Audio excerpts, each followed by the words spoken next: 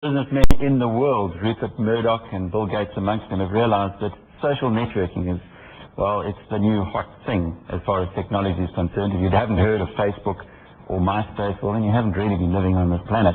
But it's now moving across from the PC side more onto the mobile phone side. And one of the leaders in the global social networking on your cell phone is a company called Mig33. And Mei Lin who's visiting South Africa, she tells me, for the third time, is with us in our Cape Town studios. Mei Lin, it's an interesting name, Mig33. Where does it come from? Mig33 came from us working with some very early beta testers as we were developing out the proposition, and there was a whole range of, I guess, words that we put to them. I didn't want to tie the title to something like chat or calling because, you know, a lot of services evolve, and Mig33 seems to be something that, you know, works, and a lot of our users love it. There's a lot of fan sites and the like out there, so, yeah, for lack of a better story. Nothing to do.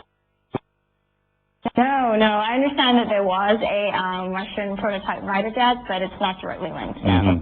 You've got 10 million users in 200 countries. What exactly is it that you're offering? Mig33, we're about building a global social network on the mobile phone. We're giving users the choice in how they communicate to other people and connect.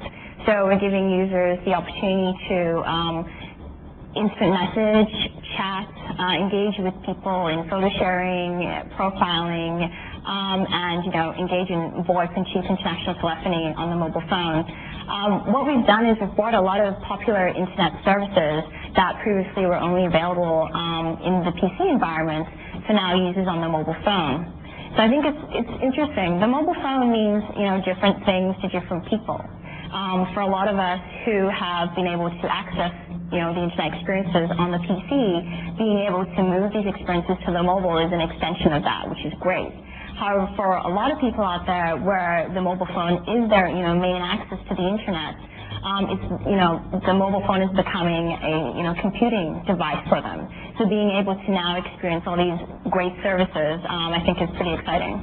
Is that one of the reasons why you are focusing in South Africa? Google, by the way, went at their launch on this program just a couple of weeks ago, was saying that the reason they're here is because of the mobile opportunity. Yes, most definitely. I think, as you've mentioned, we have 10 million users so far globally, and over 2 million of them have virally spread into South Africa. South Africa is definitely a huge market for mobile.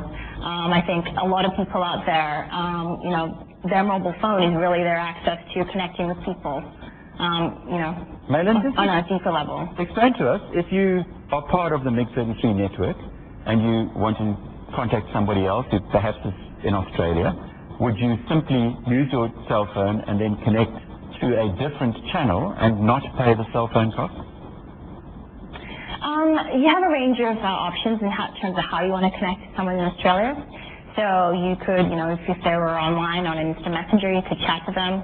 If you wanted to make a call, you would basically send a call request through Mig33, and then we execute the call through a voice callback.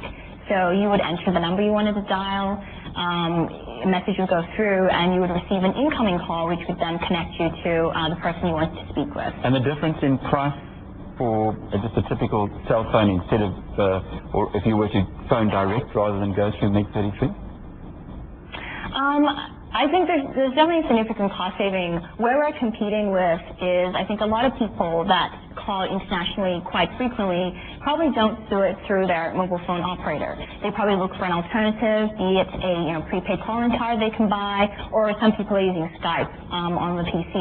So, you know, our rates are comparable with what are charged in those spaces, and it's a significant cost saving relative to the operator. Comparable with Skype? Yeah. So virtually free? Comparable in that. Is it virtually free? Well, with Skype, if you're speaking to someone within the network, it's free. But if you're speaking to someone who's not with Skype, then, you know, you do have to buy credits and pay a per minute rate.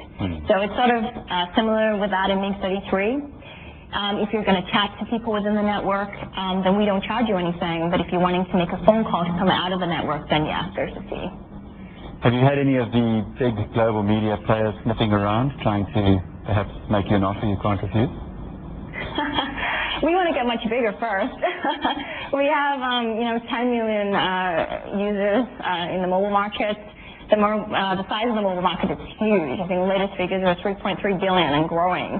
So there's a lot bigger that we want to grow to before we're interested in that. Mei Lin is the co-founder of Mig33. Fascinating to see the young entrepreneurs coming through. Let's see more of them coming from Africa in future.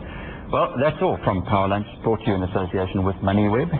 We're crossing now to CNBC Europe for Power Lunch Europe with Louisa Boyson. CNBC Africa back 4 o'clock Central African time with regional updates.